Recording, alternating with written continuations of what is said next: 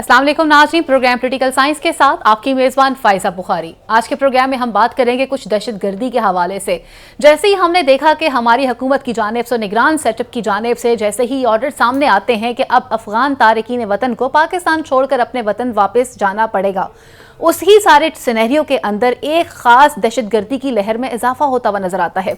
एकदम से दहशतगर्दी का बढ़ते चले जाना और उसके बाद अफगान हुकूमत की तरफ से डबल रोल प्ले करना, ये बात समझ से बाहर नजर आई है। इसी तरह के अपने ख्यालात का इजहार बलोचिस्तान के वजीर इत्तलात ने भी किया है। जान नचकज़ई साहब का ये कहना है कि हम इस तरह की डबल गेम नहीं खेलने देंगे। गिलगित में एक इंतहाई अफसोसनाक वाक़या पेश आ जाता है। चरास में एक बस को हिट किया जाता है और ये बात सामने आ रही है कि ये ताने बाने अफगानिस्तान से ही मिलते हैं।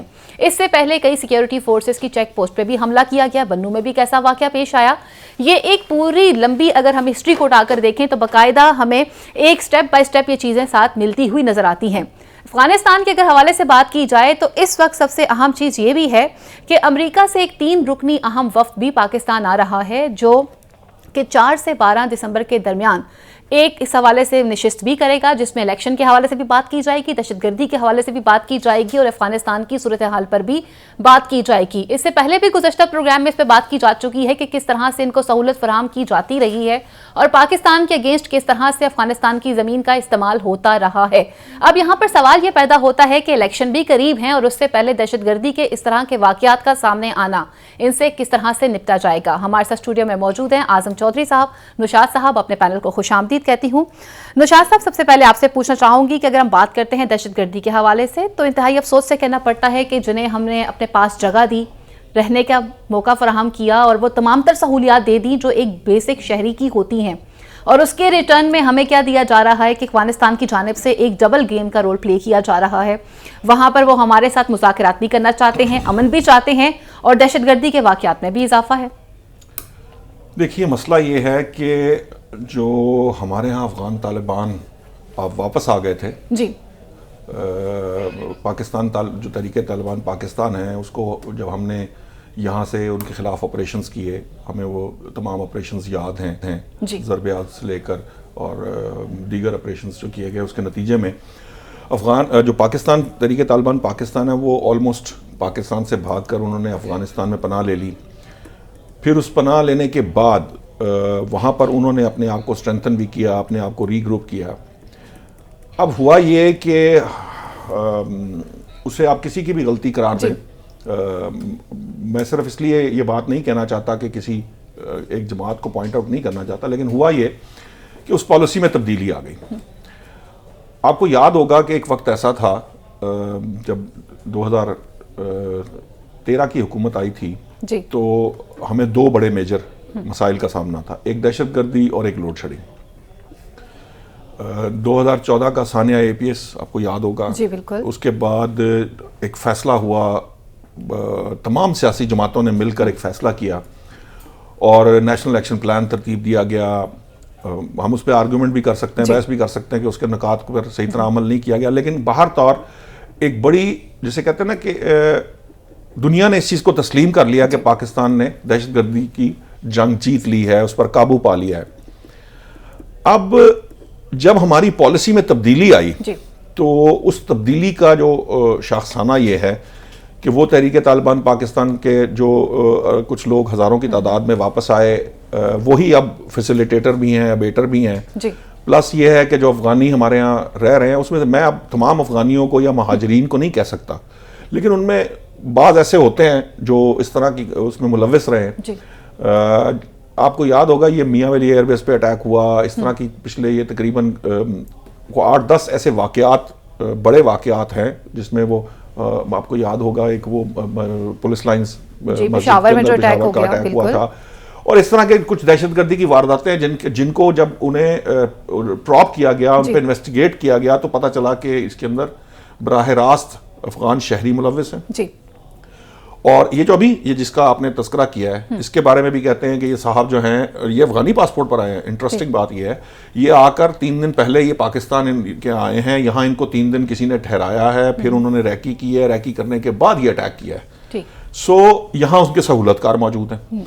अब उसके अंदर जो सहूलतकार मौजूद है तो फिर ये फैसला किया गया आखिरकार, वो कहते हैं तंग आमद बजंग आमद और कोई रास्ता नहीं है कि ये समझना मुश्किल है कि ये जो अफगान महाजरीन है इनमें से कौन ठीक है कौन गलत है या कौन क्या काम कर रहा है। और फिर आपको पता है स्मगलिंग के मामलात भी आए, चीनी माफिया के भी मामलात आए, ये सारे जो मामलात थे इनके अंदर हर सूरत आपको पेट्रोल की स्मगलिंग में, डॉलर की स्मगलिंग में, इन सब में ना कहीं अफगानियों का जो अफगान महाजरीन है या हमारे यहाँ के लोग हैं ये मुलविस पाए गए। नतीजा ये हुआ कि रियासत ने एक पॉलिसी बनाई कि जनाब आप बराए मेहरबानी, कुछ हमारी माशी हालात भी नहीं है, हमारे पास भी रोटी खाने को नहीं है, आप मेहरबानी फरमाएं तो आप अपने मुल्क चले जाएं।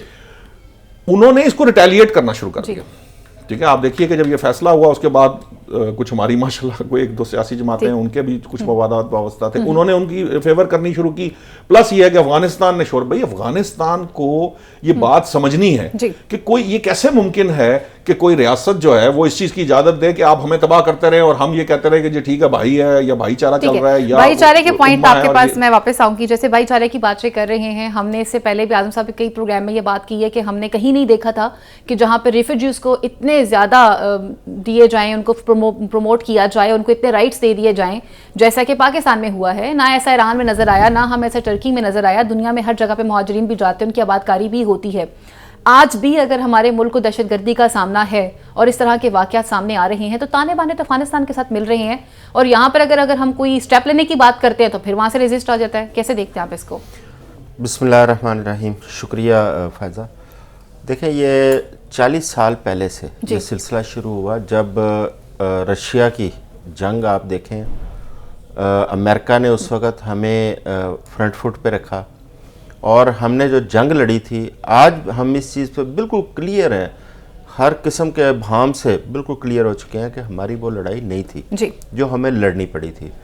कोई बैनुल-अक़वामी दबाव थे, कोई हमारे अपने मसाइल थे, हमें उस जंग में कूदना पड़ा और उस जंग के जो उसके आफ्टर शॉक्स हैं या कॉन्सिक्वेंसेस हैं वो आज पाकिस्तान और पाकिस्तान की जो अवाम है वो अभी तक फेस कर रही है। अब तालिबान को देखें, वो दो उसको हम तकसीम करते हैं, एक अफ़गान तालिबान, एक तहरीक तालिबान पाकिस्तान। जो तहरीक तालिबान अफ़गानिस्तान है उसको हम किसी हद तक अपना दोस्त समझा करते थे। तहरीक तालिबान पाकिस्तान, वो लोग उसमें ज़्यादा शामिल हुए जो पाकिस्तान के अंदर से, जिसमें हमारे रिमोट एरियाज़ के बहुत सारे लोग थे, वक्तन फ़क्तन पकड़े भी गए, सामने भी आए, एक्सपोज भी हुई चीज़ें। लेकिन जब पाकिस्तान के अंदर दहशतगर्दी की एक लहर आई, उसके अंदर पाकिस्तान की जो हुकूमत ने, स्टेट ने उनके खिलाफ एक्शन शुरू किया, वो सारे अफ़गानिस्तान में चले गए। जब अमेरिका अफ़गानिस्तान से वापस जाता है और तहरीक तालिबान अफ़गानिस्तान की वहाँ पे हुकूमत बनती है, तो हम बड़े पुरुमीद थे कि अब पाकिस्तान में दहशतगर्दी को रोकने के लिए अफ़गान हुकूमत पाकिस्तान का साथ देगी। लेकिन बदकिस्मती से जो हमारी तवक्कुआत थी उसके बिल्कुल बरक्स चीज़ें सामने आई। ना अफ़गान हुकूमत का हमें वहाँ पे किरदार नज़र आया कोई मस्बत, ना तहरीक तालिबान के लोग जो अफ़गानिस्तान में पनाह लिए हुए थे उनके खिलाफ कोई एक्शन हमें नज़र आया। दूसरी बात आ जाती है रेफ्यूजीज़ की। जी बिल्कुल। अब देखें, हमारे पास तकरीबन 40 लाख के करीब यहाँ पे रेफ्यूजीज़ एक मुहतात अंदाजे के मुताबिक यहाँ पे मौजूद थे, और जिसमें से कुछ 14 लाख के करीब वो थे जिनके पास किसी किस्म के कुछ शनाख्ती कागजात नहीं थे, या जिनके पास थे भी उनमें से शॉर्ट लिस्ट करके भी 8 लाख के करीब वो बनते थे जिनके पास कोई जवाज नहीं था पाकिस्तान में रहने का। अब ये एक स्टेट का डिसीजन है, क्योंकि जब दहशतगर्दी किसी वाक़े में आप देखते हैं तो उसके जो ताने बने हैं वो अफगानियों से जाके मिलते थे। जब हुकूमत ने इस हवाले से उनके खिलाफ एक्शन लिया, एक फ़ैसला किया कि इनको वापस भेजा जाना है, आप देखें उस वक्त फिर बैनुल-अक़वामी क़ुव्वतें दरमियान में आ गई, यूनाइटेड नेशन भी दरमियान में आई, यूरोपीय यूनियन भी दरमियान में आई, और भी कहीं वहाँ पे इंसानी हमदर्दी का एक नुक्ता उठा दिया गया। ठीक है, हमें भी थोड़ा मोहतात रह के और पूरी प्लानिंग के साथ ये काम करने की ज़रूरत है, क्योंकि हमने 40 साल मेज़बानी की है उनकी तीसरी नस्ल यहाँ पे जवान हो रही है।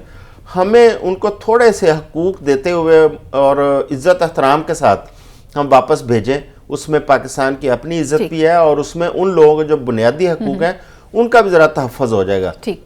लेकिन जब बार बार दहशतगर्दी के वाक़यात होंगे, बार बार उनके शनाख्ती कार्ड और उनकी शनाख्त सामने आएगी, जाहिर है स्टेट ने फिर अपनी रिट कायम करनी है, स्टेट ने उस पर कदम उठाना है। अब सिर्फ बलोचिस्तान तक महदूद नहीं है। आज देखें जो GB के अंदर चलास में जो वाक़या हुआ है, बस के ऊपर जो अटैक है, उसके अंदर जो जीबी के गिलगित बल्तिस्तान के वज़ीर दाखिला हैं, वो क्या उनका नाम है, लोन साहब हैं, शमस लोन। जी बिल्कुल।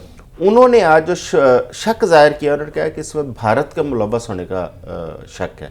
बिल्कुल। अब देखें पाकिस्तान घिरा कैसे हुआ है, एक तरफ अफगानिस्तान है, दूसरी तरफ भारत है, तीसरी तरफ बहुत सारी बैनुल अक़वामी ऐसी कुव्वतें हैं जो पाकिस्तान को डिस्टेबलाइज करने के लिए हर वक्त मुतहर्रिक रहती हैं।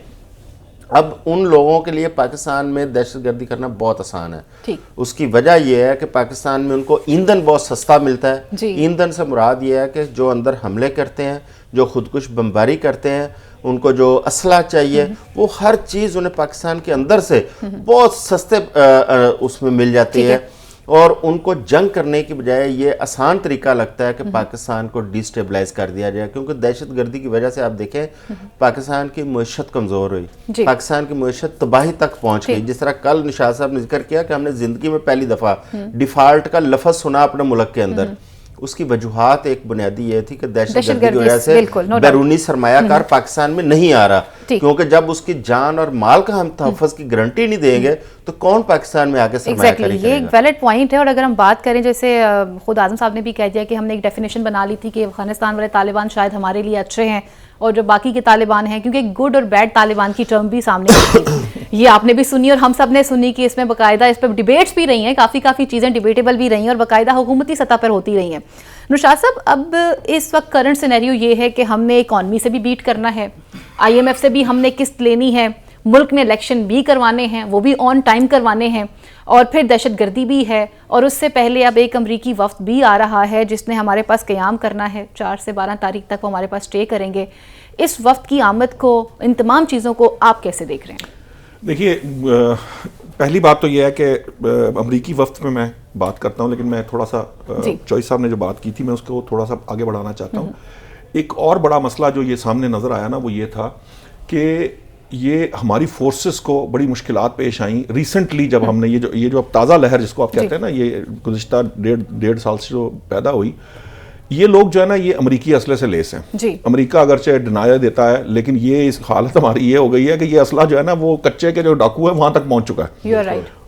यानी न सिर्फ वो असला वहां इस्तेमाल हो रहा है, हमारे खिलाफ इस्तेमाल हो रहा है, वो हमारे यहाँ पे बिक भी रहा है। मियां वाली एयरबेस में जो मिला था, हाँ, अमेरिकन असला था। अब वो जो वेपन है उसके साथ आपको जब compete करना है, तो आपके तो अपने वेपन्स हैं जो हैं, वो जदीद असला है, तो वो उसका नुकसान भी हमें थोड़ा किसी हद तक भुगतना, अगरचे कि आप फोर्सेस को जब सामना करना पड़ेगा, वो उसका बंदोबस्त कर रही हैं। आई नो कि वो उन्होंने उसके लिए जो भी चीज़ें तैयार की हैं और उसको मैनेज किया है, लेकिन एक दफ़ा तो उन्होंने हमें इसके साथ जो है ना प्रॉब्लम में डाल दिया है। अच्छा, अब दहशतगर्दी की एक सबसे बड़ी जो इंपॉर्टेंट चीज़ है ना, जो आप कह रहे थे कि चीज़ें सस्ती मिल जाती है, लेकिन सस्ती मिलने के लिए या महंगी हो, पैसे की ज़रूरत होती है।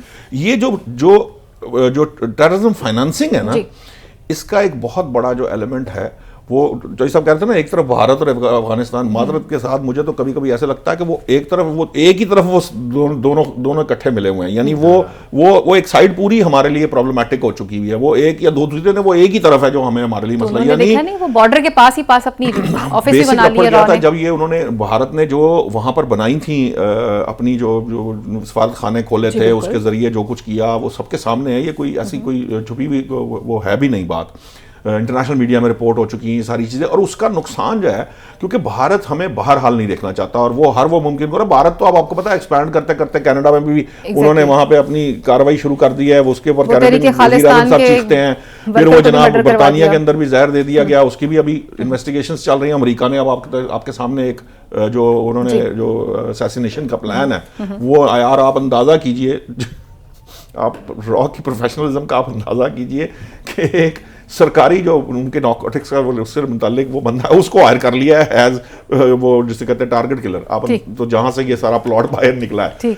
अब मसला ये है कि ये जो फाइनेंसिंग है, इसके ऊपर पाकिस्तान मुसलसल ये बात इंटरनेशनल कम्युनिटी को बता रहा है। शुक्र है कि कनाडा को समझ आई, अमेरिका को भी अब समझ आनी शुरू हुई है, क्योंकि वो बात उनके घरों में आई ना, इसलिए समझ आई। भारतीय निजात है, वहां के प्राइम मिनिस्टर वो छुपा के दबा देंगे कुछ हद तक, लेकिन एग्जिस्ट तो करता है और वो बातें बाहर भी आएंगी।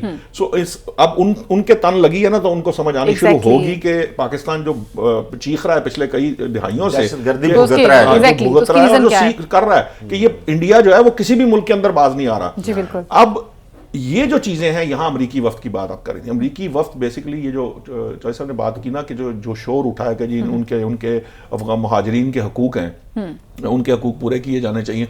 भाई हमने तो किसी को पकड़ के यहाँ से कोई जबरदस्ती उस तरह से पकड़ के तो नहीं हमने धकेल दिया। भाई हम बसें भी अरेंज करके दे रहे हैं, चीजें भी करके दे रहे हैं। ये सारा कुछ वो ऑब्जर्व करेंगे, पाकिस्तानी अथॉरिटीज जो है उनको कन्विंस करेंगी, क्योंकि हम कोई ऐसा काम ठीक है आप कह सकते हैं कि जरा ये कहा गया है कि जनाब आप निकल जाएं, आप चले जाएं, कि बुरा तो लगता है जितने अरसे से यहाँ बैठे थे। ये जो बात शुरू की थी ना जी, जायदादें पे कब्जे होने शुरू हो गए हैं, ये इस तरह की कोई एविडेंस अभी तक सामने नहीं आया कि किसी ने किसी की जायदाद को कुर्क करके तो उसको कब्जा कर लिया, ये कर दिया और वो कर दिया। आपको पता है ये इस तरह की गुफ्तगू निकल आती। ये वो फैक्ट्स हैं जिसको चेक करने के लिए वो आ रहे हैं। मोस्ट प्रोबेबली चूंकि हमें भी पता था इसका लैशबैक दुनिया से क्या आएगा और हमने उस बैकलैश को कैसे कंट्रोल करना, और उसको कंट्रोल करने के लिए हमने भी वो तरीके से काम किया। कह रहे थे डेडलाइन है, हम उस वक्त भी ये बात कर रहे थे कि कोई नहीं, ये कौन सा एक दिन के अंदर करने वाला काम है। इतना ये 12, 14, 18 लाख की बात कर रहे हैं जिनके पास कुछ भी नहीं है, तो उनको भी भेजते भेजते एक टाइम लगेगा। सो इसलिए मेरा ये ख्याल है कि वो जो अमरीकी वफ्द आ रहा है वो इन सारी चीज़ों के ऊपर गुफ्तगू करेगा, और जिस तरह की गुफ्तगू होगी ख्याल यही है कि पाकिस्तान उनको कन्विंस करने में कामयाब होगा। अब बाकी रही बात कि वो अब हिडन एजेंडाज की, वो हो सकता है वो जिस वक्त हमने जंग लड़ी थी हम यहाँ पे बताते थे अल्लाह अकबर के नारे लगवाते थे और मर्द मुजाहिद बनते थे, और हम लोग यहाँ से उठा के अपनी नौजवान नस्ल के लोग यहाँ कुछ जमातें जो हैं वो यहाँ से वो उठा के लोग जो हैं वहाँ पर लेके जाते थे लड़ाने के लिए रूस के खिलाफ। ये वल्लाह आलम इस सवाब के उसके पीछे अगर हिडन एजेंडाज क्या है, लेकिन जो फिलहाल जो बात सामने आ रही है वो यही है कि वो इन्हीं चीज़ों के ऊपर फैक्ट चेकिंग के लिए आके तो करेंगे। ठीक। अच्छा आजम चौधरी साहब, आप इससे पहले अपना पॉइंट ऑफ व्यू दें। एक सवाल पूछना चाहूँगी कि जैसे आपने भी बात की कि जी इंसानी हकूक भी सामने आ जाते हैं, फिर इंसानी हकूक की तंजीमें तब कहाँ चली जाती हैं जब हमारे मुल्क के अंदर दहशतगर्दी के वाक़यात हो रहे होते हैं। बिल्कुल आप देखें कि APS का वाक़या जो हम भुला ही नहीं सकते, हमेशा हर साल ये याद ताज़ा होती है और फिर ज़्यादा तकलीफ दे भी होती है। वहाँ ये इंसानी हकूक़ की तंजीमें खामोश हो जाती हैं, या अगर इंटरनेशनल लेवल पे बात की जाए तो फिर गज़ा में भी वहाँ पे भी हमें खामोश नज़र आते हैं, लेकिन जब इनके मकसद की बात आती है वहाँ ये सारे जाग जाते हैं। देखें इंसानी हकूक़ की जितनी तंजीमें हैं अगर हम उनका ओवरऑल जायज़ा लें तो जहाँ जहाँ एंटी इस्लाम कोई एजेंडा होगा आपको वहाँ पे वो बड़े मुतहरक नज़र आएंगे जी। मुसलमानों के ख़िलाफ़, पाकिस्तान के ख़िलाफ़, देखें यहाँ पे कश्मीर के अंदर कितना जुल्म किया है इंडिया ने, और उस पर इंसानी हकूक़ की कोई तंजीम नहीं स्टैंड करती, ना उस पर बात करती है। गज़ा के अंदर आपने भी हालिया देख लिया क्या कुछ हुआ है, और इंसानी हकूक़ की तंजीमें तब थोड़ा बहुत बोली हैं जब पूरी दुनिया की अवाम मज़हब से बालातर होकर उसने स्टैंड लिया है। फिर उसके साथ साथ पाकिस्तान ने जो दहशतगर्दी की एक बहुत लंबा एक दुरानिया है पाकिस्तान ने फेस किया, तो इंडिया ने बाकायदा उसमें प्लानिंग के साथ प्रोपोगंडा वहाँ पे खड़ा किया जी कि पाकिस्तान दहशतगर्दों को तैयार कर रहा है या पनाह दे रहा है, और इंसानी हकूक़ की वो नाम नहाद तंजीम में वो इंडिया के उस प्रोपोगंडे का हिस्सा नजर आई हमें पाकिस्तान के खिलाफ, जबकि वक्त ने साबित किया कि सबसे ज्यादा मुतासरा मुल्क पाकिस्तान था जिसमें। अच्छा अब मैं इस पे भारत करवाता है, अब मैं इस पे जो इंटरनेशनल एक एजेंडा और ये अमेरिकन वफ्द की आमद में उस पर बात करना चाहूँगा। देखें मेरा अपना खदशा है, अल्लाह करे कि मैं गलत साबित हूँ, मुझे ये लगता है कि अफ़गानिस्तान के अंदर अमेरिका एक दफ़ा फिर इन सर्विलेंस में जाएगा और उसके लिए ग्राउंड सेट किया जा रहा है। उसको अभी तक सुकून नहीं आ रहा कि जो उसको डिफीट हुई थी अफ़गानिस्तान के अंदर, वो अभी तक उस ज़ख्म के ऊपर वो उसको आराम नहीं मिल रहा। और ये जो पाकिस्तान में आ रहे हैं बार बार, देखें इसमें 3 लोग हैं, जो 4 तारीख को एक वफ्द आ रहा है, जो 6 तारीख तक, 7 से 9 तक, फिर 9 से 12 तक। उनका मेन जो यहाँ पे एजेंडा है वो अफ़गानिस्तान के साथ जारी जो मुज़ाकरात हैं उसके हवाले से जायज़ा लेना और उसको गुफ्तगू शनीद करना।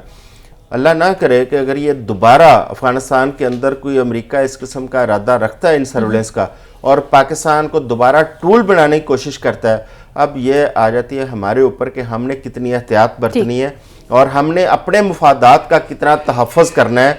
अमेरिका के एजेंडे की खातर हम अपने हमसाया मुल्कों से ना तो तलकात की उस इंतहा तक जा सकते हैं, नहज पे जा सकते हैं कि हम तलकात ख़त्म कर लें, और ना उनके लोगों को हम भेड़ बकरियों की तरह धकेल पाएंगे। हमें भी कुछ अपने सूल और ज़वाबित के मुताबिक चीज़ों को देखना पड़ेगा। ठीक है। अच्छा नौशाद साहब, अगर हम बात करते हैं अमेरिका के हवाले से, तो हमने यहाँ पे ये भी देखा है कि एक तो भी इलेक्शन का वक्त भी करीब है, सेकेंडली यहाँ पर अगर हम करंट फिगर्स की बात करें तो 25,000 के अराउंड जो है वो अफगानी जो है वो अमेरिकन एम्प्लॉय भी हमारे पास मौजूद हैं, उनके भी राइट्स हो सकते हैं। और जैसे आजम चौधरी साहब कह रहे हैं कि ये भी हो सकता है कि ये डिफीट उनसे काबिल बर्दाश्त नहीं थी, क्योंकि ट्रम्प साहब की पॉलिसी डिफरेंट थी, वो जंग खत्म करना चाहते थे, और बाइडन साहब आए तो उन्होंने जंग सारी फिर दोबारा से स्टार्ट कर दी हुई है। इस चीज़ को आप किस तरह से देखते हैं? और अमूमन यहाँ पर यह भी तासर दिया जाता है कि जब भी इलेक्शन करीब आते हैं तो प्राइम मिनिस्टर के इंटरव्यूज कहीं और से भी होते हैं, ये बातें भी क्या मुमकिन हद तक पाई जाती हैं इस चीज़ में?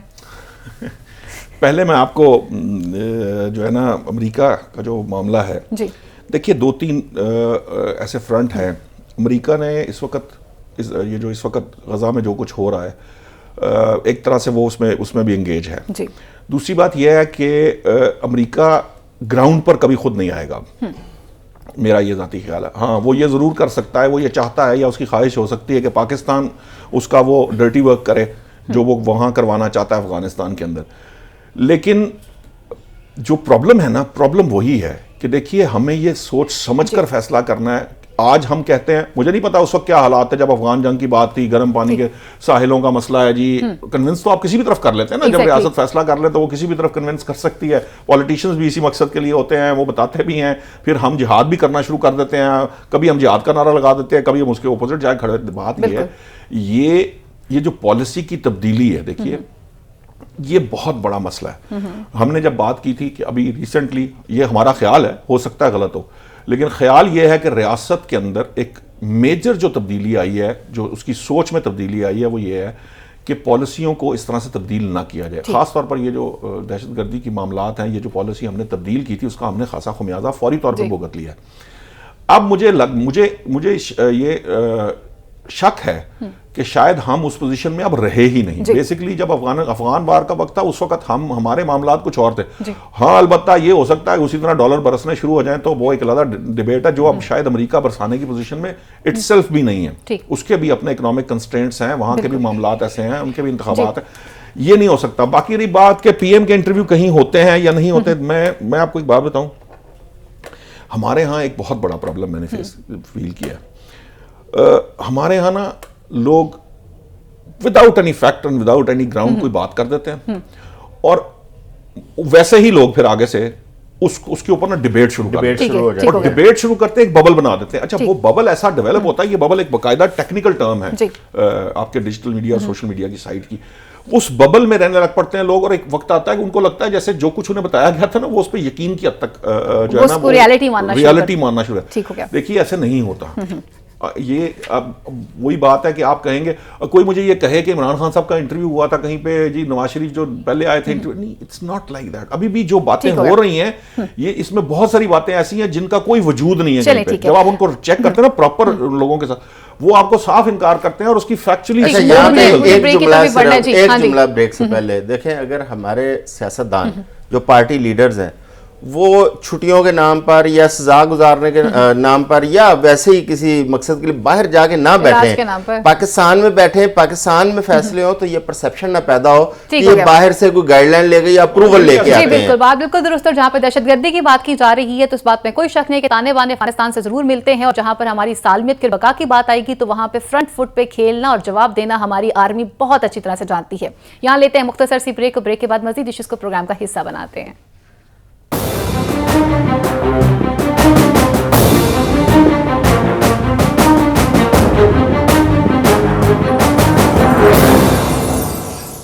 वेलकम बैक नाज़रीन, आपको प्रोग्राम में खुश आमदीद कहते हैं। आप कुछ बात करते हैं साइफर केस के हवाले से। कल वहाँ पे समाअत भी है और उससे पहले ये चीज़ भी सामने आ रही है कि अलीमा खान साहिबा ने मीडिया से बात करते हुए ये कहा है कि अगर हमें पाकिस्तान की अदालतों में इंसाफ ना मिला तो हम अमेरिका की अदालतों में जाएंगे।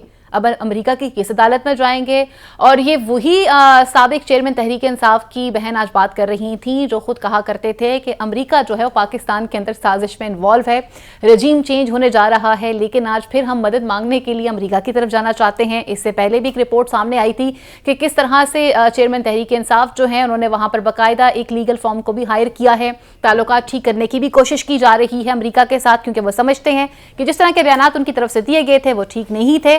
साइफर केस के हवाले से एक और डेवलपमेंट ये भी सामने आई है कि साबिक चेयरमैन तहरीक इंसाफ के जो वकील हैं उमैर नियाजी साहब, उनका ये कहना है कि सिर्फ और सिर्फ 3 सहाफ़ियों को की इजाज़त दी जा रही है कि वो समाअत में आए, जबकि हम ये चाहते हैं कि ये ओपन ट्रायल होना चाहिए और सारे मीडिया के सामने होना चाहिए। परवेज़ खट्टक साहब ये कहते हैं कि गद्दार हैं चेयरमैन तहरीक इंसाफ, उन्हें सजा मिलनी चाहिए।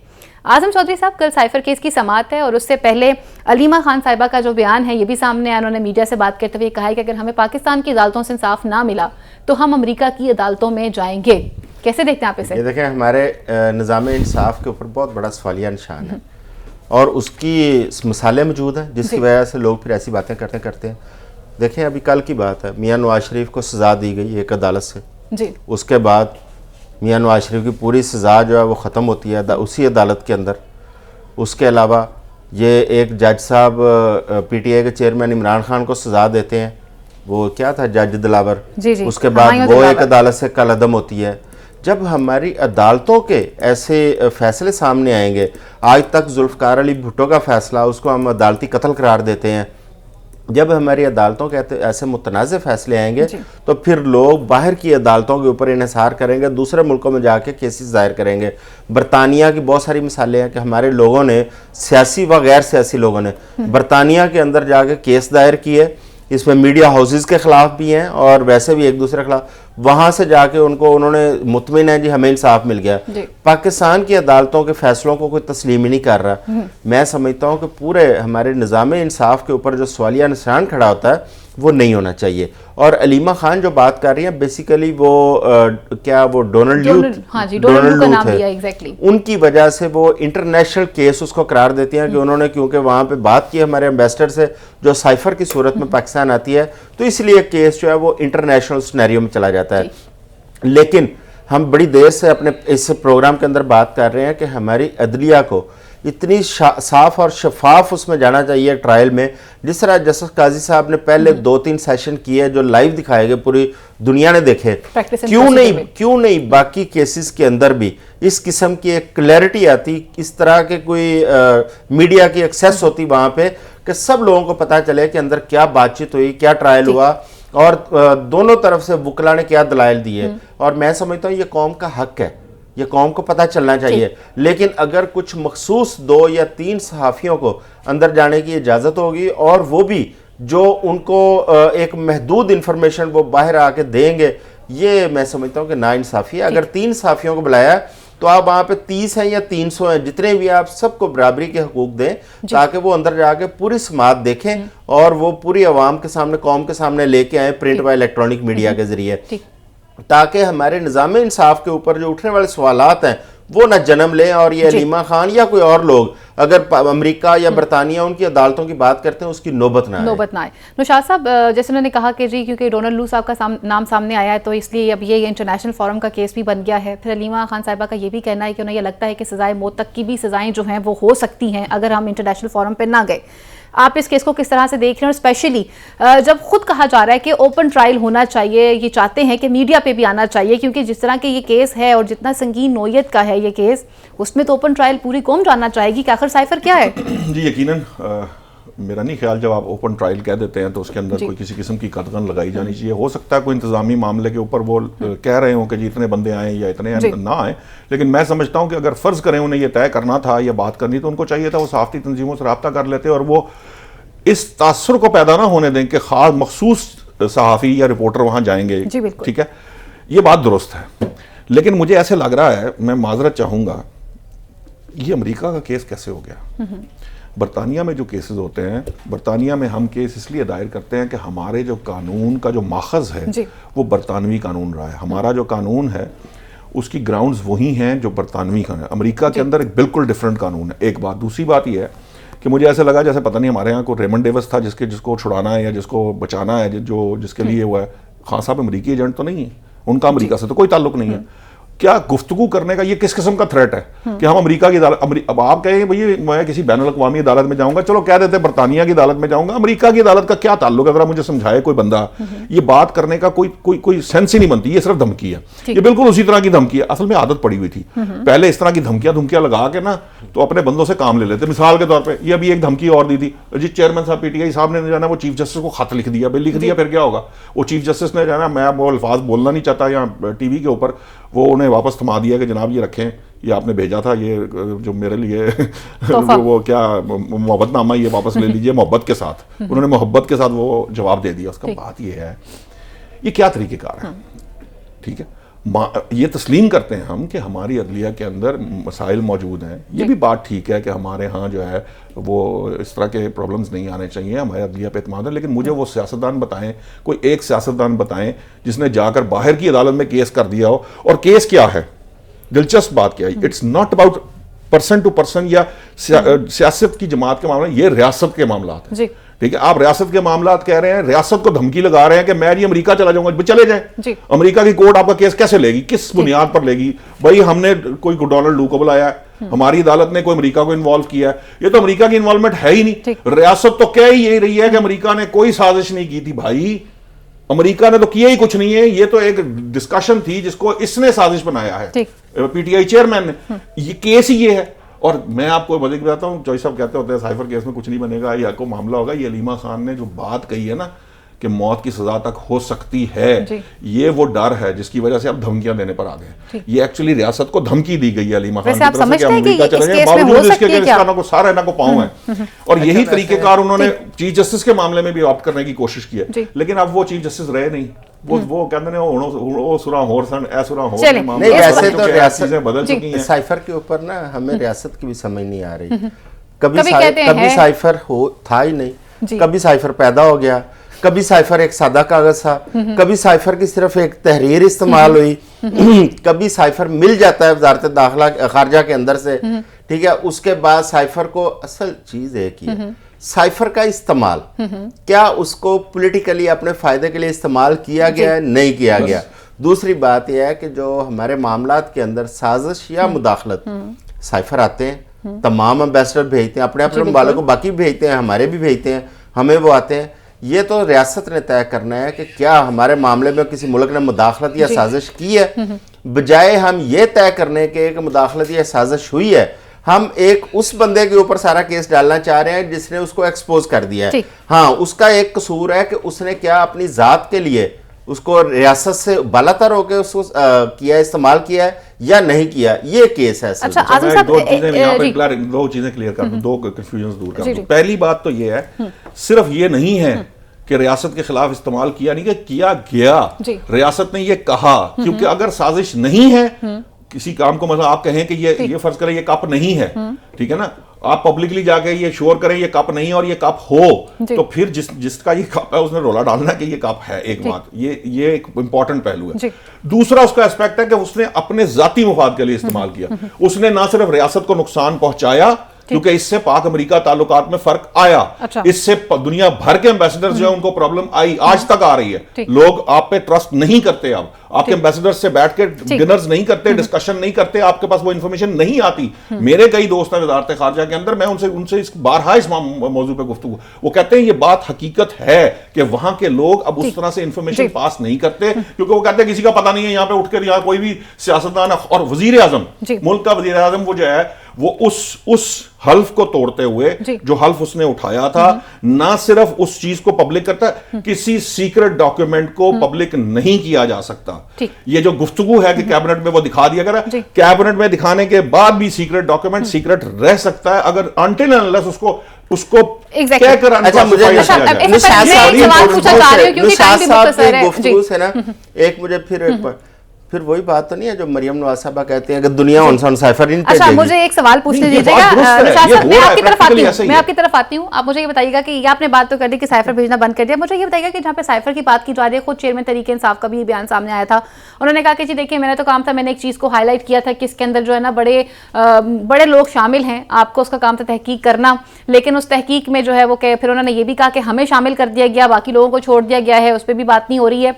फिर अदालत में लाने की भी बाकायदा एक तैयारी की गई थी और फिर बाद में देखा था कि अदालत नहीं लाया गया था और कहा गया था सिक्योरिटी प्रॉब्लम है। तो जब नवाज शरीफ साहब अदालत आ रहे होते हैं, वो भी मुल्क के साबिक वजीर आजम है, उनको तो सिक्योरिटी प्रोवाइड की जा रही होती है, यहाँ पे ये डिफरेंस भी देखने को आ रहा है, इसको कैसे ठीक किया जाएगा? नहीं, यहाँ पे मियाँ नवाज शरीफ साहब और इमरान खान साहब को आप कैसे मिला सकती हैं? मियाँ साहब आते हैं स्टेट प्रोटोकॉल के साथ जी, इस्लामाबाद एयरपोर्ट पे उतरते हैं और बायोमेट्रिक मशीनें अदलिया का जो अमला है उस समेत वो एयरपोर्ट पे पहुंचती हैं, वहाँ पे मियाँ साहब की बायोमेट्रिक होती है। उसके बाद मियाँ साहब लाहौर आते हैं, लाहौर एयरपोर्ट से उनको स्टेट प्रोटोकॉल दिया जाता है जी। और जो मतलब हाजिर एक वजीर आजम होता है उस वक्त का, उसके मुताबिक उन्हें एक सिक्योरिटी प्रोटोकॉल के साथ लाया जाता है। बिल्कुल। दूसरी जानब आपका एक साबिक वजीर आजम एक अदालत के अंदर केस के लिए जाता है तो उसको हर तरफ से घेर लिया जाता है और हर मुमकिन कोशिश की जाती है कि उसे वहाँ पे ना उसके लोगों को पहुँचने दिया जाए और ना उसको मतलब अपना मौकफ तक न देने दिया जाए। आपको याद है इमरान खान के बायोमेट्रिक के ऊपर फटा हुआ था, बिल्कुल हुआ इधर बायोमेट्रिक की कुछ और स्टोरी है, वहां पे बायोमेट्रिक की कुछ और स्टोरी थी। वहीं से ये वहीं से लड़ाई शुरू हुई थी इमरान खान की गिरफ्तारी से। उसके बाद 9 मई का वाकयात होता है, फिर तो चीजें तब्दील हो जाती है ना सारी। देखें ये दोनों एक इतना बड़ा तजाद है, जो इस वक्त असल मसला भी ये है कि जो पोलिटिसाइज हो रही हैं चीजें कि आप इतने बड़े तजाद के साथ कैसे मुल्क को आगे लेके चलेंगे। अगर एक साबिक वजीर आजम को आप प्रोटोकॉल दे रहे हैं जो सजा याफ्ता है, एक को अगर सजा नहीं हुई, वो अंडर ट्रायल केसेस हैं, वो भी कलअदम हो गई है ना, वो भी कलअदम हो गई है ना, वो अंडर ट्रायल है उसके केसेस, उसको आप ओपन कोर्ट में उसकी समाअत तक नहीं कर रहे। आपको ये खदशा है कि उसके कारकुन आएंगे, वहां पे लॉ एंड ऑर्डर की सूरत हाल पैदा होगी। दूसरी जानब कारकुन भी आते हैं, पुलिस की सिक्योरिटी भी होती है, पुलिस की सिक्योरिटी भी होती है और कारकुनों को सरकारी तहफ़्फ़ुज़ में लाया भी जाता है वहां पे। ठीक है, ये एक बहुत बड़ा तजाद है। तो आपको बराबरी की सतह पे अगर आप देखें आगे इंतखाबात में जाना है, अगर आप इंतखाबात में जाने के लिए ये थोड़ा सा तमाम पार्टियों को इतना मार्जिन नहीं देंगे, एक को दीवार के साथ लगाएंगे, इंट्रा पार्टी इलेक्शन क्यों करवाए गए?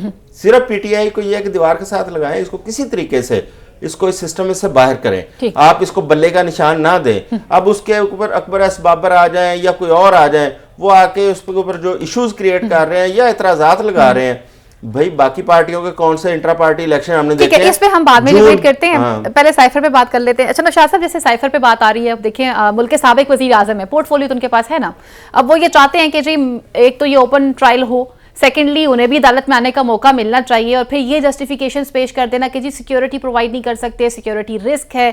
ये चीजें फिर आप किस तरह से देखते हैं? क्योंकि जब साबिक वजीर आज़म नवाज शरीफ आते हैं तो उनको तो बाकायदा सिक्योरिटी दी जाती है और अच्छी खासी सिक्योरिटी प्रोवाइड की जाती है। देखिए, जो जहाँ तक इंसाफ की बात है ना जी, और पलड़े बराबर रखने की बात है, उस पर कोई दो राय नहीं हो सकती। मैं ये तो नहीं कह सकता कि पलड़ा झुका दिया जाए या एक बढ़ा दिया जाए, लेकिन ये बात आप इग्नोर नहीं कर सकते कि इसी एक इशू के ऊपर ये मामला कोर्ट गया, ये बात कोर्ट में कही गई, एक रिपोर्ट पेश की गई, उस अदालत ने उस रिपोर्ट के तनाजुर में ये कहा नहीं ये उसके अंदर ही होगा, हाँ ओपन होगा।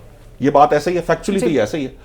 अब आप उसका कोई भी मतलब निकाल सकते हैं कि जी अब कंपैरिजन भी ड्रॉ कर सकते हैं किसी दूसरे के साथ, लेकिन फैक्ट ये है कि एक रिपोर्ट पेश की गई, उस रिपोर्ट की बुनियाद पर अदालत ने यह करार दिया कि आप इमरान खान साहब का जो ट्रायल है वो होगा जेल में, ओपन नहीं हो, उस तरह नहीं होगा, लेकिन होगा ओपन। ठीक है, अब इसके बाद मुझे नहीं पता, आप उसको जिस तरह से मर्जी इंटरप्रेट कर ले, मैं चूंकि लॉ अबाइडिंग सिटीजन हूं, मैं ये समझता हूं कि अदालत जब कोई फैसला करती है या तो ये बात आई ना होती, फिर हम इस पर डिबेट कर सकते हैं, लेकिन ये बात पॉइंट आउट हो चुकी, उनके सिक्योरिटी के मामला अंडर डिस्कशन आ गए, आने के बाद जज ने फैसला किया, और जज ने चूंकि फैसला कर दिया तो मेरा ख्याल उसको मान लेना चाहिए। हाँ, हमें इस बात पर डिबेट कर सकते हैं ना, हमने कहा कि 3 सहाफियों को इजाजत क्यों दी गई है, हो सकता है लोग ये इस पे एतराज उठाएं कि जी 3 सहाफी जो है वो किसी के वो बायस्ड हो सकते हैं या वो किसी एक नुक्ता नजर के हो सकते हैं, आपको जरा क्रॉस द बोर्ड देनी चाहिए। अच्छा, बहुत ज्यादा इंतजाम नहीं कर सकते, जितने इंतजाम कर सकते हैं वो सहाफती तंजीमों से इनकी अपनी जो सुप्रीम कोर्ट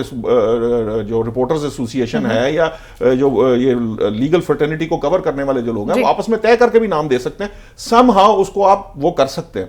लेकिन जहां तक बात है, अब आप करते हैं कंपैरिजन ड्रॉ, हमें याद है, हमने देखा है, कोई हमसे छुपा नहीं है, जब जो अपनी बेटी को लेके वहां से बर्तानिया से गिरफ्तारी देने आ रहा था, उसको भी गिरफ्तार करने का हमने तरीका देखा, हमने वो धक्के देते भी देखे, हमने वो रेजर को तो ये लगाते भी देखे। ये खत्म होनी चाहिए। अब ये जब मैंने याद कराया ना, वो मियां नवाज शरीफ याद कराया था, इनको याद आया नहीं, वो रवायत खत्म होनी चाहिए। पहले बैठी से गुफ्तगू कर रही थी, मैं आपसे पूछ रही हूँ जनाब, आप कैसी बातें करते हैं? देखें, ये बात दुरुस्त है। देखिए, अगर कोई चीज इमरान खान के साथ गलत होगी, फर्ज करें, वो बाद में फिर वही कुछ होगा। हम तो कहते हैं, हम तो उस वक्त भी ये रोते थे कि जनाब ये जो केसेस बना के बाद में आप वहां जाके अदालतों के अंदर जलील होते हैं। आप जो उस दिन की मैं जो बात कर रहा था, जो केस खत्म किया गया अमन फील्ड वाला, उसके अंदर जो प्रोसिक्यूटर्स थे, जब उनसे सवाल जज कर रहे थे, तो वहां पे जो सीन सामने आया, जो हमने पढ़ा सुना देखा, वो हमें बता रहा है कि जनाब आप इस तरह की सुबकी अगर फ्यूचर में कर रहे हो, मतलब आज से 5 साल गुजर गए, फिर क्या होगा?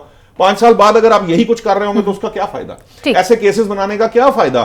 कौम के पैसे जाया करने का क्या फायदा? ये जो कुछ है, ये इस पे पैसा लगता है। चलें, अब तो ये कल साइफर केस की अभी कल समाअत होने जा रही है, देखते हैं कि साइफर केस की समाअत में क्या डेवलपमेंट सामने आती हैं। और खुद चेयरमैन तहरीक इंसाफ के जो लॉयर हैं उमैर नियाज़ी साहब, उन्होंने ये जो कहा है कि हम बाकायदा के पास जाएंगे, दरख्वास्त भी दायर करेंगे कि सारे मीडिया के सारे सहाफ़ियों को आना चाहिए यहाँ पे, और ये एक ओपन ट्रायल होना चाहिए। देखते हैं डेवलपमेंट क्या रहेगी। यहाँ लेते हैं एक छोटी सी ब्रेक, और ब्रेक के बाद मजीद इश्यूज़ को प्रोग्राम का हिस्सा बनाते हैं।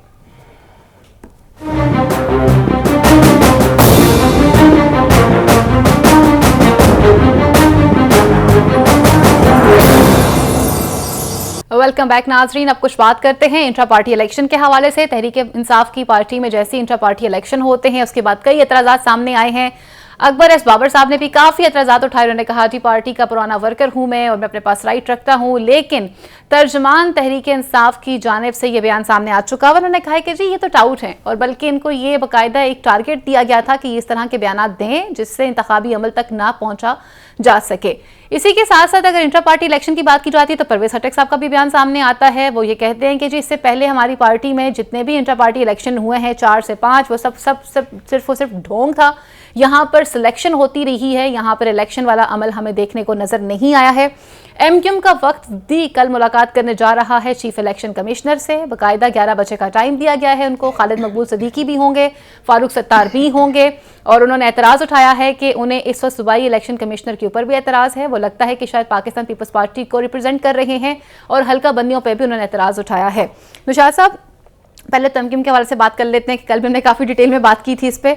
वफ्द जो है वो मुलाकात करने जा रहा है, बाकायदा चीफ इलेक्शन कमिश्नर ने उनको वक्त भी दिया है, और एतराज़ ये सामने आ रहे हैं कि वो ये कह रहे हैं कि जी हमें तो लग रहा है कि पाकिस्तान पीपल्स पार्टी के इलेक्शन कमिश्नर हैं सूबे में, और वो उनकी मर्जी का ही काम करेंगे जैसे उन्होंने बल्दियात में किया था, और हल्का बंदियों को भी हम नहीं मानते। तो ये मुलाकात कैसे देख रहे हैं आप? ये मामला उन्होंने बल्दियात के वक्त भी उठाया था, उस वक्त भी कुछ नहीं हुआ था, ठीक है ना। तो मुझे नहीं लगता कि वो कोई ऐसी कोई बात जो है वो सूबाई इलेक्शन कमिश्नर की तब्दीली, ऐसे मेरी जाती राय है कि ये होनी भी नहीं चाहिए, क्योंकि इस तरह हर कोई, अगर फर्ज करें आपको प्रेसिडेंट आज सेट करते हैं, तो फिर यहाँ पंजाब में भी कोई उठ के खड़ा हो जाएगा कि ये ठीक नहीं है, वो कहेंगे वो ठीक नहीं है, ये मुनासिब नहीं। हाँ, हल्का बंदियों का जो मामला है, फर्ज करें कि अगर कोई जेन्युइन एतराज़ किसी जगह से टेक्निकली जो बताया जाए कि ये वाक़तन ये इसमें ये खामी या कोताही या गलती रह गई है।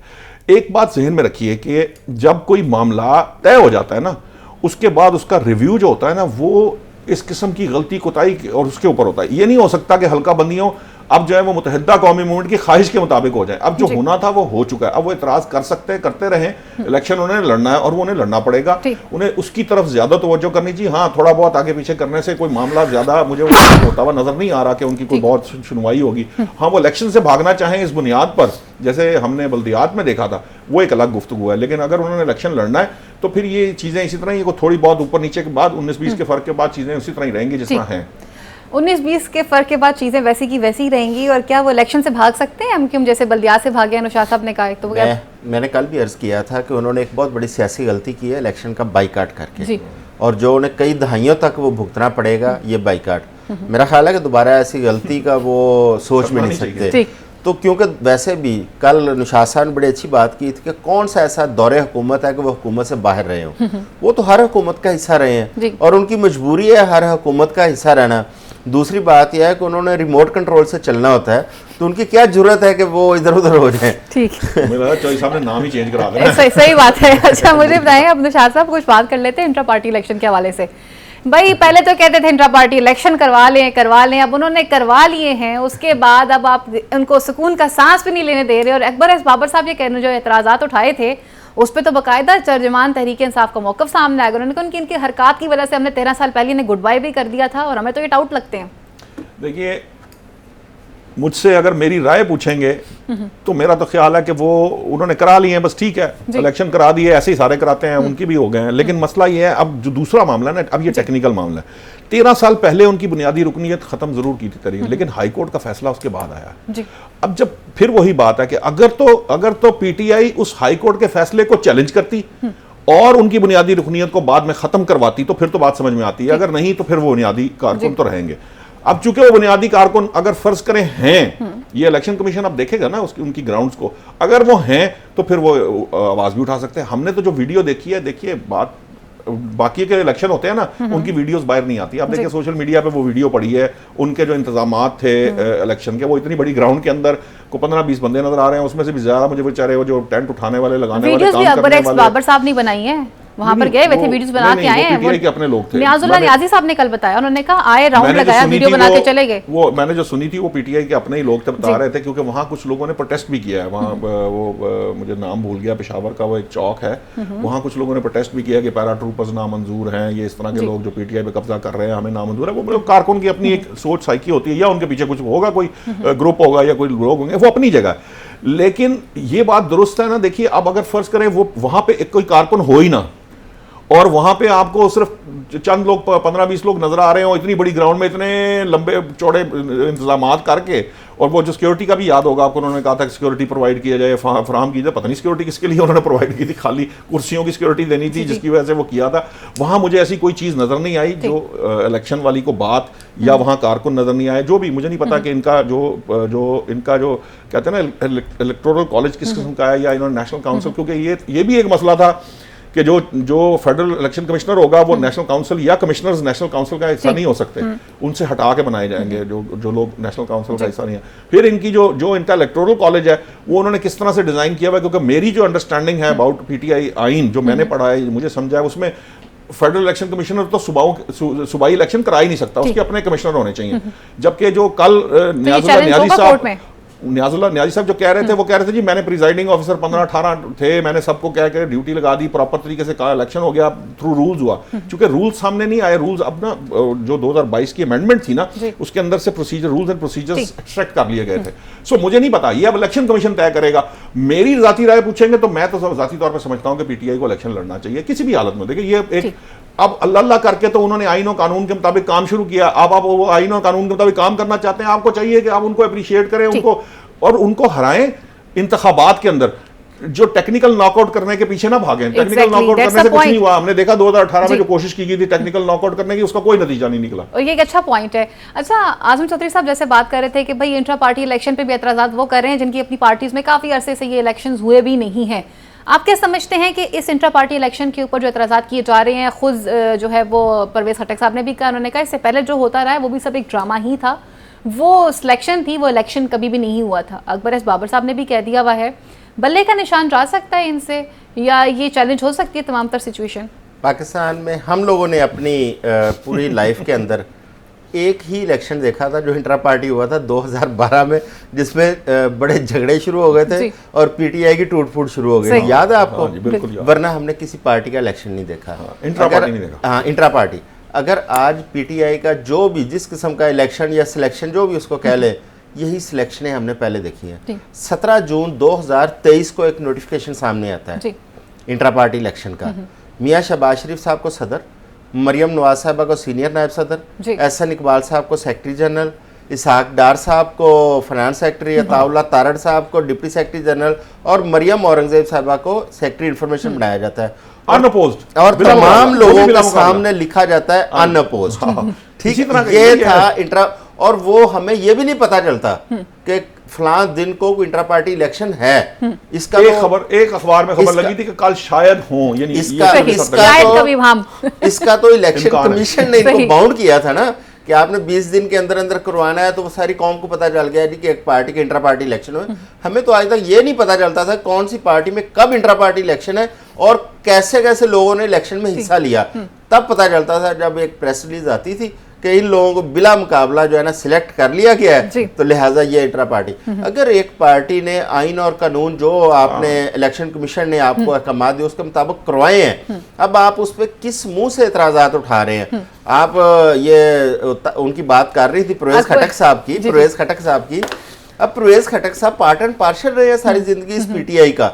अगर आज वो कहते हैं कि साइफर केस उसमें खान साहब जो है वो गद्दारी के मुर्तकिब हुए हैं, अगर वो कहते हैं इंट्रा पार्टी इलेक्शन है, भाई आपका भी एक रोल था, आप भी एक ओहदेदार थे ना, उस दिन कहते हैं। चले उनका ज़मीर देर से जागा ना, और ये देर से ज़मीर जागने वाले जो है ना वो किसी और के जगाने पे जाके जाते ये तमाम चीजों में अगर पीटीआई के बाकी लोग उसमें जुम्मेदार हैं तो परवेज खटक साहब भी उतने जुम्मेदार हैं।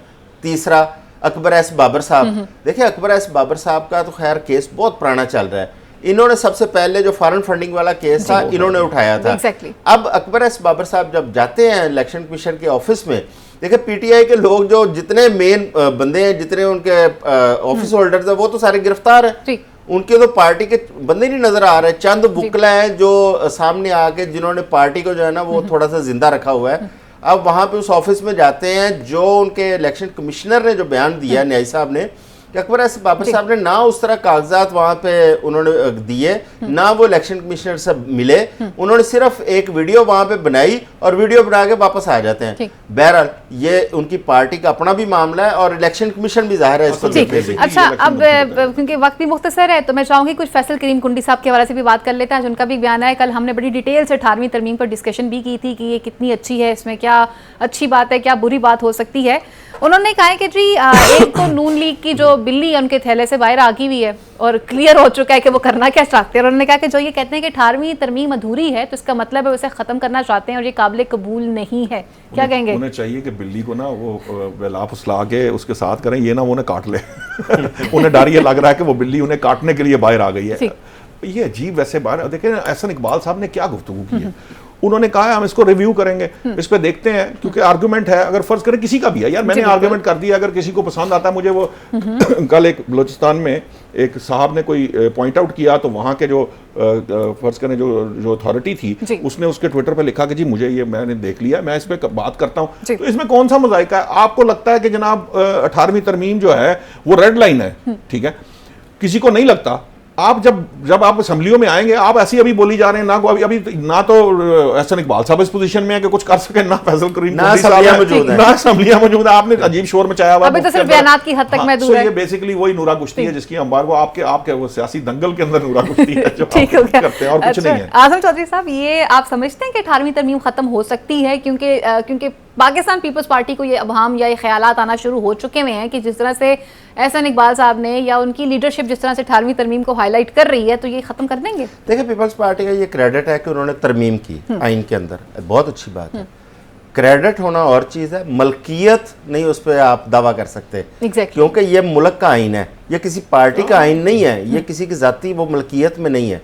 और मैं कल भी अर्ज कर रहा था कि हर वक्त इस्लाह की गुंजाइश रहती है। अगर 18वीं तरमीम तक हम पहुंचे हैं तो हमें हालात वाक़यात और मुल्क की ज़रूरियात को मद्देनज़र रख के हमें 19वीं 20वीं 21वीं हमें आगे भी बढ़ना है। तो वक्त के साथ साथ ज़रूरत पड़ती है आपको तरमीम की भी, इस्लाह की भी। अगर उसके अंदर कोई ऐसी गुंजाइश मौजूद है तो कल को असम्बलियां बनेगी, आप आईनी तकाजे पूरे करते हुए आप उस पर बहस करें, उसको इस्लाह करें, उसमें मजीद तरामीम करें, वो पार्लियामेंट का इख्तियार है। ये कबल वक्त ये इस किस्म की डिबेट, एक दूसरे को जो है ना वो बैशिंग करना और इस किस्म, ये तो मैं समझता हूँ नॉन इश्यूज हैं जिसको इशू बनाने की कोशिश की जा रही है। दंगल में नूरा कुश्ती है। वही जो मैंने आपसे कहा था ना, देखिए कारकर्दगी की बुनियाद पे जाए ना भाई, आप आवाम के सामने ये हमें किस चक्कर में आप जा रहे हैं। बिलावल भुट्टो ज़रदारी साहब ने भी बड़ी इंपॉर्टेंट बात की। उन्होंने कहा कि एस्टैब्लिशमेंट का एक अहम किरदार है, तो वो ये समझते हैं कि इस वक्त अपने इंपॉर्टेंट रोल को प्ले करें और तमाम पॉलिटिकल पार्टीज़ को जो है वो एक अच्छे तरीके से साथ लेकर भी चलें, और अगर उन्हें लगता है कि कहीं पर किसी चीज़ को मतलब उसका प्रॉपर वे होना चाहिए तो उसमें अपना किरदार भी अदा करें। वो उनको किसी चीज पे एतराज है उसको फिर अवाम के सामने रखे ना।